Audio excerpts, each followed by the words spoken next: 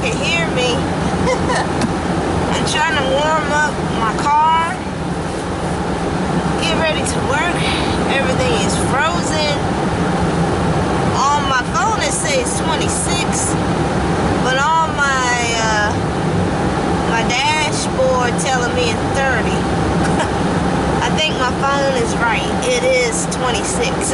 It's cold out here. So I was just sitting here thinking this morning about that. You know, I wish the middle class and people who live in poverty needs to understand that there's many opportunities for us to eat, to grow.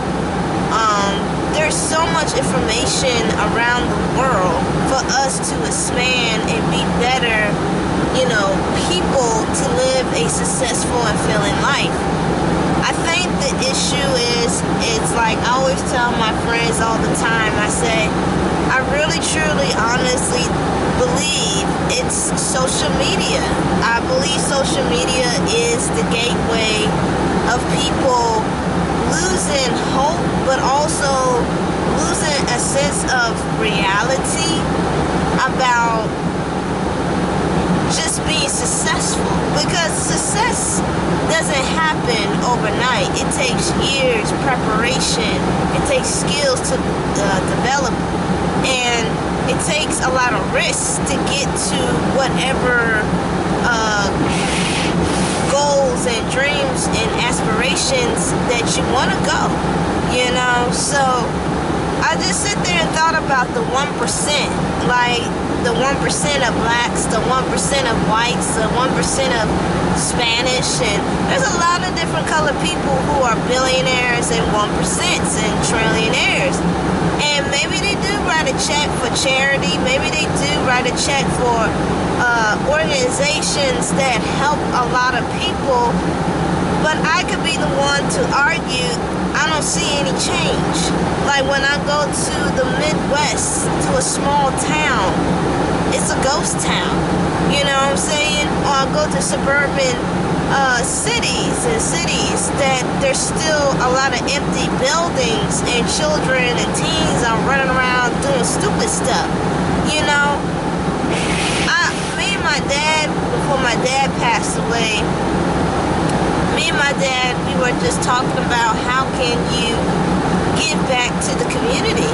And I told my dad, I said, I always picture of a truck full of clothes, food, medicine, anything that needs to help the human body, because to be fair, writing a check to me doesn't satisfy with me, or there's no satisfaction of, writing a check, because we all understand and understood that many organizations pay their people in the office before they actually help the people who are actually suffering and needs the money or needs the accessories to survive and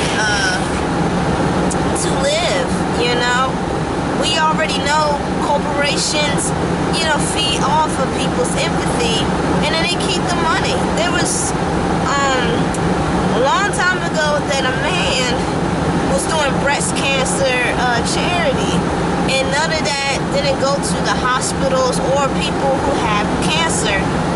And turns out that him and his colleagues were keeping a big chunk of the money that people donate to help people who have breast cancer and cancer.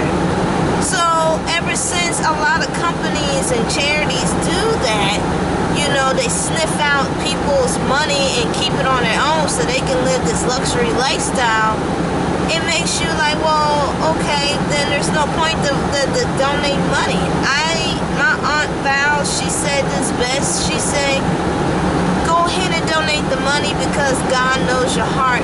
He know where your heart was at. But the people who, you're giving the money to, well, and they use the money that is not supposed to be used, you best believe that God is gonna, judge their heart, you know what I'm saying? But she's saying basically if we give a little or donate anything, you know, you're going to get your blessings no matter what, because you're doing it in a purity way, but you also have a generous heart because you just want to help. To me, I always believe that just having supplies, medicine, all kinds of things to help people to get back on their feet. You know what I'm saying? I really don't believe, like, for example, like celebrities. A lot of celebrities always, you know, donate money, right? And a lot of people like, is that a bad thing or a good thing? I'll be right back.